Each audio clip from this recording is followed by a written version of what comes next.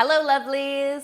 If you are looking for a light, fresh dinner idea that is perfect for the summer, then you have come to the right place, because today I am sharing this incredible recipe for a really simple but really delicious Greek lemon chicken orzo. And the best part about this recipe is that it can either be eaten hot or cold.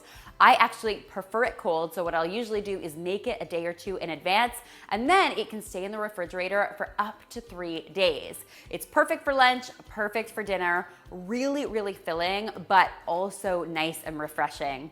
So for this recipe, I'm getting started by heating up a nice drizzle of olive oil on the stove.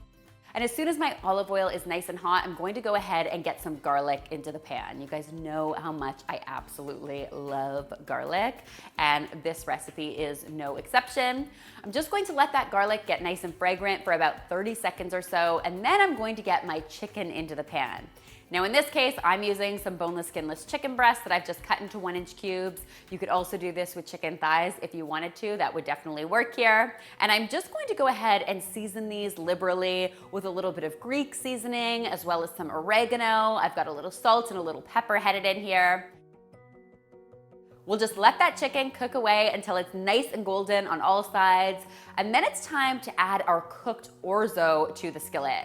Now, I'm using orzo in this recipe because of course it's quite classic in Greek cooking, but you could really use any pasta that you wanted to here. It's super versatile. You could also swap in either some cooked rice or cooked quinoa in this recipe if you wanted to keep it gluten-free.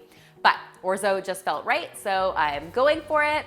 And then my final step is going to be stirring in some chopped baby spinach. So this is a really great way to get some extra greens happening in your life. And the best part is the spinach will only take a minute or so on the heat to orzo. Get it? A minute or so? Sorry. The spinach will only take a minute. The spinach will only take... That spinach should only take about a minute or so to wilt down completely, and then you can turn the heat off on your skillet and decide if you want to serve this either hot or cold. If you're serving this hot, of course you can just add all of your other ingredients straight into the pan, that's fine. But if you're serving it cold like I'm going to do, I want to let this mixture cool down for at least 10 to 15 minutes.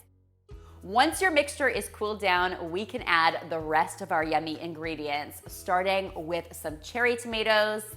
I'm going to get those into my bowl. I've just cut my cherry tomatoes in half. I've also got some cucumber here, nice and crunchy and bright and fresh, perfect for summer, of course. Now it's time to add my feta cheese. You guys know I am basically obsessed with feta. I believe feta makes everything better. And this is definitely one of those cases. Now, if you were making this dish hot, you have to keep in mind that the hot pasta will definitely melt your feta, but in this case, because the pasta's cool, our feta is gonna stay nice and chunky. Now, in the summer months, fresh herbs are just available in such abundance. I love to add them to everything. So today I'm gonna be adding some fresh parsley to this, as well as some fresh dill. You could add one or the other, but both is really where it's at, I think. Next, we are going to make our dressing for this salad, which couldn't be simpler. It all starts with a good drizzle of olive oil. Let's be serious, when you're talking about Greek anything, you definitely want lots of olive oil happening. I'm also going to be adding some white wine vinegar to this. That little bit of acidity is so yummy. And then I really want to hit this with tons of bright, fresh, lemony flavor, nice and tart and citrusy. So I'm going to be adding both the zest and the juice of 1 lemon.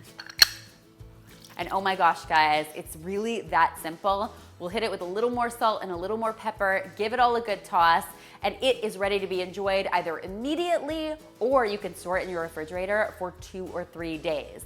The longer it sits, the better it becomes. This dish is perfect for a pool party or a potluck, or even just a busy weeknight.